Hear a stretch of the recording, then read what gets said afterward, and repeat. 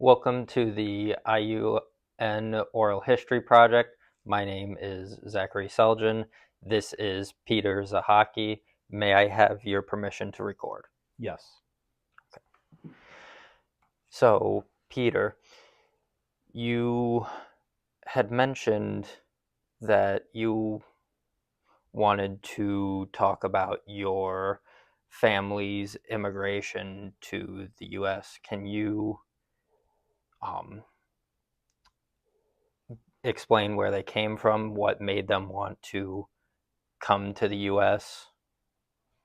Yeah, sure. So, both sides of my family, my mother's side and my father's side, have are from Poland. And so, as far back as genealogy uh, is available for us to see, I'm of Polish heritage. Um, my my father's grandmother and grandfather came here.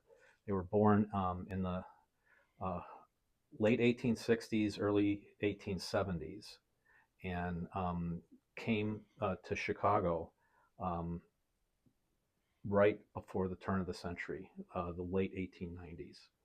And they knew each other in Poland and were married there and came together and then started a family uh, in the south side of Chicago, in the neighborhood called the Bush, which is a subsection of um, South Chicago, the neighborhood of South Chicago, within just a couple blocks of the main gates to U.S. Steel.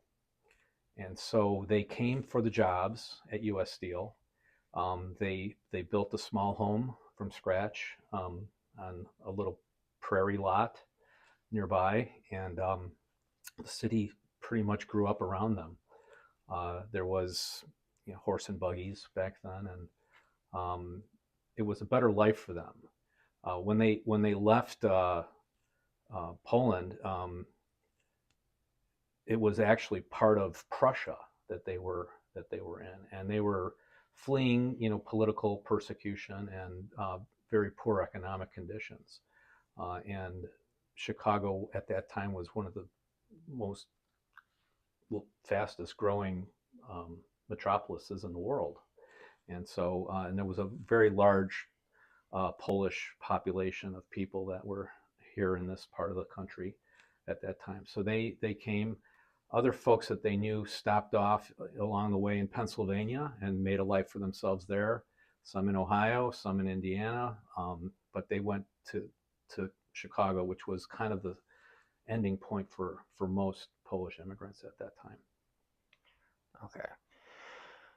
Um, so what did your early childhood, what did the home life look like for you? So I grew up in Calumet City. My mother's family is from Hegwish, which is a neighborhood in south part of Chicago, and my parents met at Republic Steel, which later became LTV Steel, in on the east side in Hegwish there, and they bought a little home together in Calumet City, where I grew up. I was born in 1968, and I have one younger sister. And growing up, my parents spoke Polish to each other because that was their first language at home. Um, but they really only spoke English to me. And in school, I understood some Polish, but at one point, a teacher, I think in kindergarten, made a comment to my mother that she asked if another language was spoken at home because apparently I was developing some type of accent and I wasn't quite pronouncing English words correctly, and that frightened my mother, and they stopped speaking Polish around me after that. So I think I could have easily been bilingual, but at that time, it was she was a little afraid, of me being different from the other kids. But so that was regrettable. But I still have I know a lot of Polish words and phrases and things like that that I grew up with. And certainly my grandparents, speaking Polish all the time. My mother's family was from a different part of Poland, so the dialects didn't immediately line up with my father's side either. So that was a little bit of a debate amongst them, which could have also led to them not speaking Polish so much with me at home. Um, but growing up, I went to St. Andrew the Apostle Grammar School, Catholic grammar school, and virtually every kid in my class was also Polish to some extent or another, and so I grew up in a very insular world thinking that everyone was Polish. And it wasn't until I was probably in seventh grade or something, that sixth grade maybe, that I realized that the world was a much bigger place than Calumet City. Um, but yeah, that was it's my early years learning about the family history um, and really seeing how my mother was a stay-at-home mom. She worked in um, the accounting department at the steel mill. But then when I was born, um, she left her job, as many women did back then, and just raised my sister and I.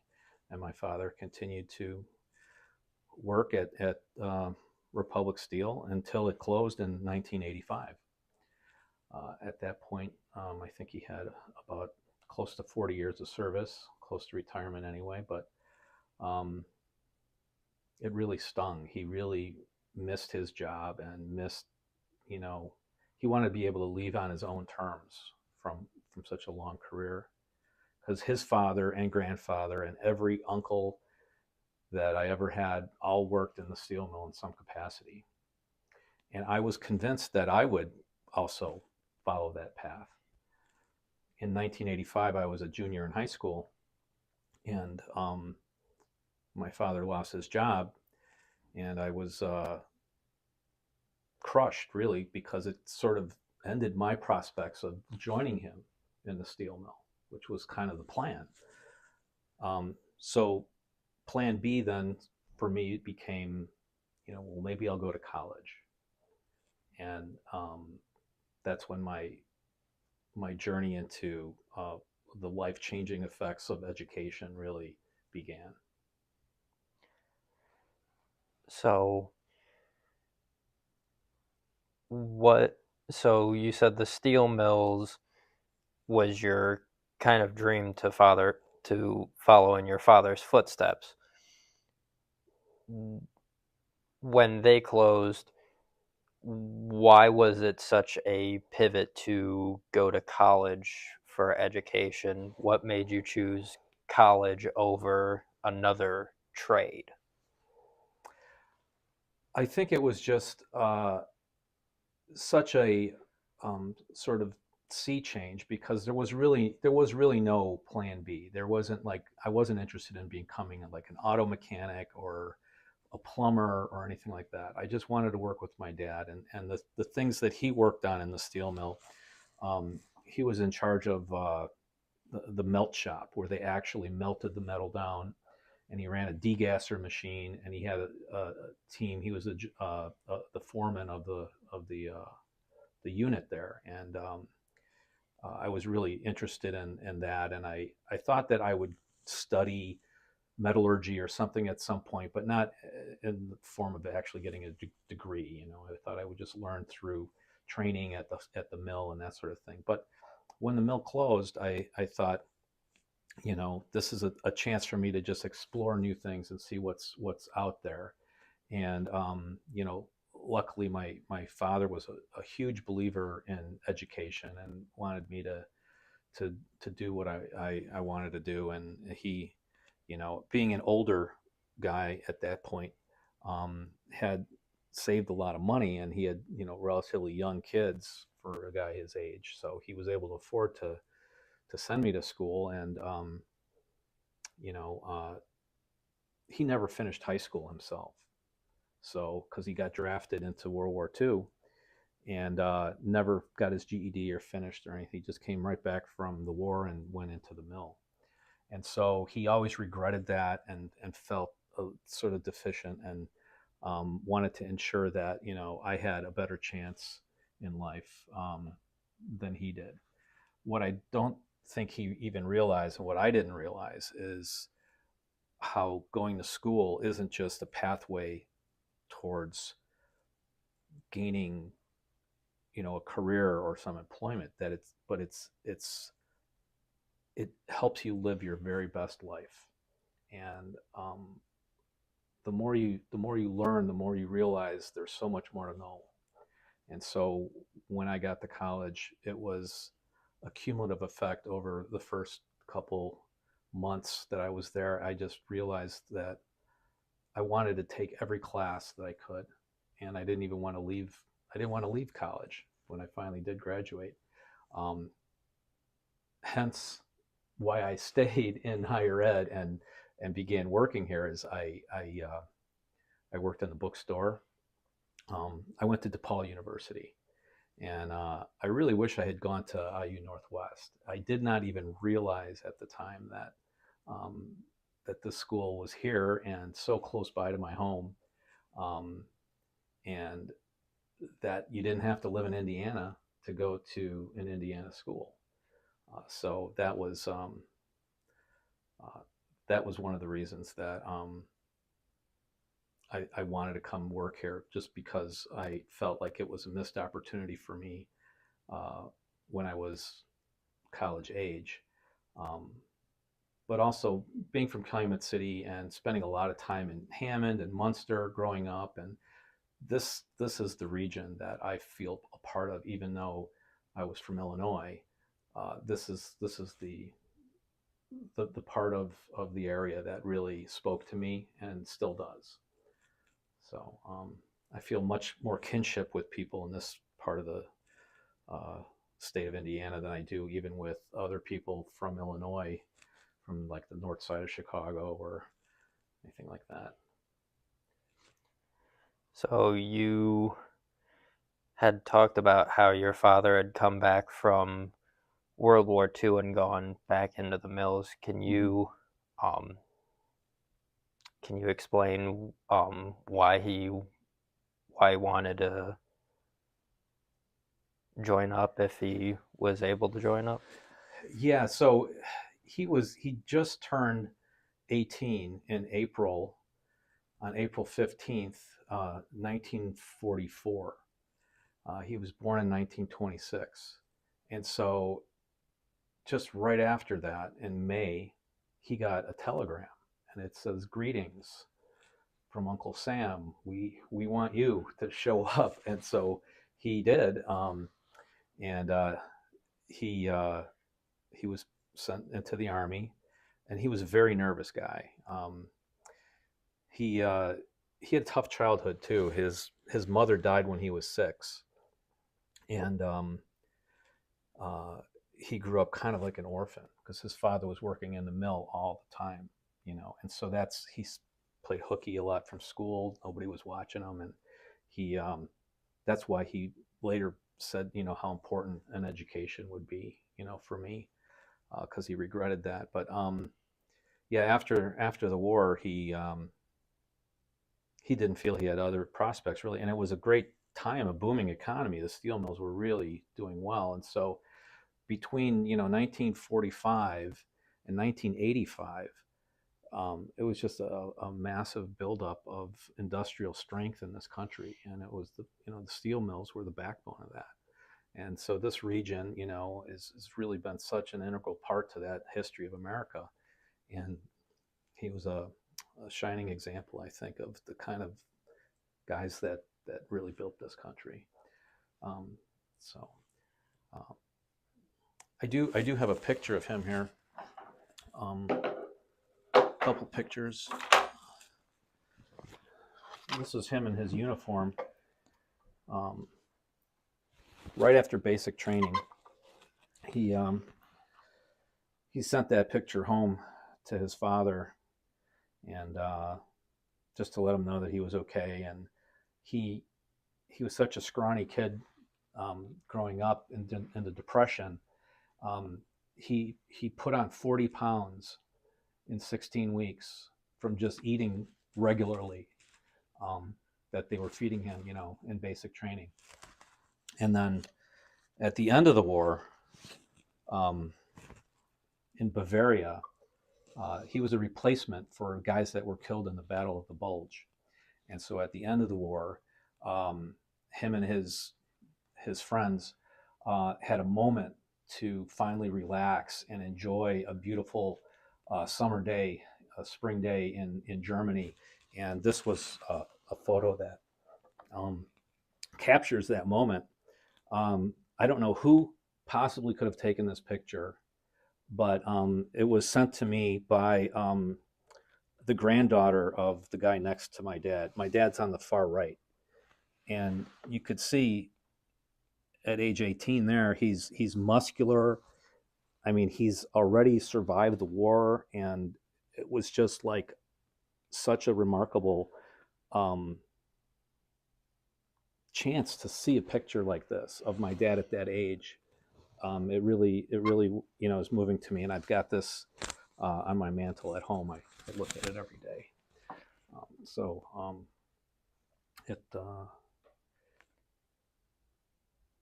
it just reminds me, how lucky I am to be here. He could have been killed, and I would have never, been born. Um, and it would have been very easy for that to have happened. But he was raised by his grandmother basically because his mother was gone, and she was the woman who actually uh, became a midwife to support her family, and this is her diploma. Uh, in 1910, she needed to find a way to support her family because her husband, in 1909, late in the year, uh, died in a tragic steel mill accident. A bunch of molten metal was spilled on him, and they just sent him home with third-degree burns, and he lived for about a week at home in agony. And then uh, there was 5 children that he had with her at that time, and so she had to provide for her 5 children, one of whom was my dad's father, my grandfather. And so he grew up at the age of 5 or 6 without a father. And then my father grew up without his mother. She died of tuberculosis in 1932.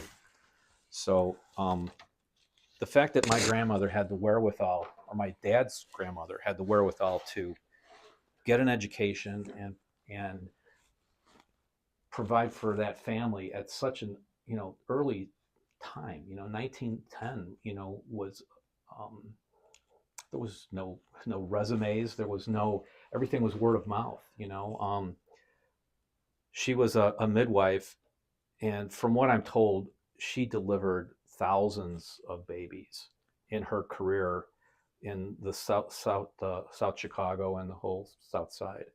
And there was, many of those people have lived and their whole lives and are gone now too, because you know but it's really remarkable how many lives she's touched through getting her education in this medical field. Um, the local phone company, because people didn't have phones very much in their homes, the local phone company at the time installed a payphone inside the kitchen of their house so that she could get phone calls from doctors or other nurses and other people in the neighborhood to say, hey, grab your bag, so and so's going into labor. They couldn't make calls out unless they put, a nickel or something in there, but it was a public service, basically, that they determined that it was a good idea to put a phone in their house that way. So that was a remarkable little story that I remember being told as a little kid. So, is that kind of what made you want to go into education? Is the story of your um, dad's grandmother? Yeah, that's where I think it really kind of came together for me, because her her personal um, impact on a whole community and generations of people was facilitated by her decision to get an education, to to advance, you know, her family and to provide for her family. And it's a really a lasting legacy, right? And so in some ways she lives on in the minds and hearts of people that, you know, were born really from her assistance. And so in the same way, you know, I was just so transfixed by the power of education in my own life, and what it meant to me. I could only imagine like how these, you know, light bulbs were going off for her when she was in school. And I I decided then that not only did I want to, you know, advance myself academically, but I wanted to be part of the educational endeavor in some way. And it actually led me to be in student records and to become a registrar, um, because in some ways, you know, my signature is on every transcript that is generated and is sent out on behalf of our institution for our students. And over the 30-year career I've had as a registrar, my signature has been on tens of thousands of, of documents. Um, and in some way, I feel that that floating out there in some archive somewhere or in someone's basement or in some HR file, my name and my signature is there, with the seal of the university that I'm serving, and uh, and that I attest to the accuracy of the information, and to stand witness to the accomplishment that that particular student, you know, made in their academic life.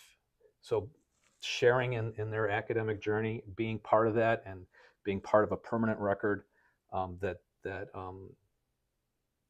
generations from now will be able to point to, I feel like I may not be completely forgotten. Now, is there anything else that I didn't um, touch on that you would like to share?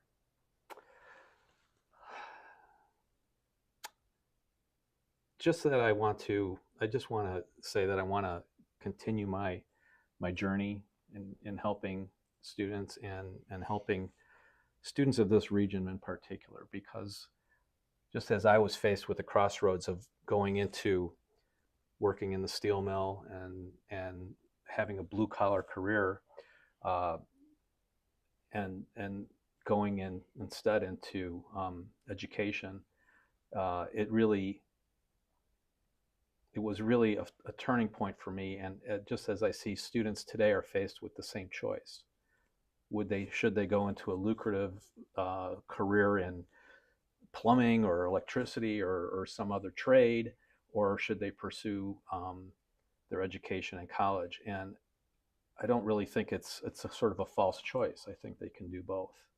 And but every opportunity in your life is open so much fuller when you do invest in yourself, and invest in your education. So I'm just happy to be part of that. Well, thank you, Peter. Thank you, Zach. It's nice being here.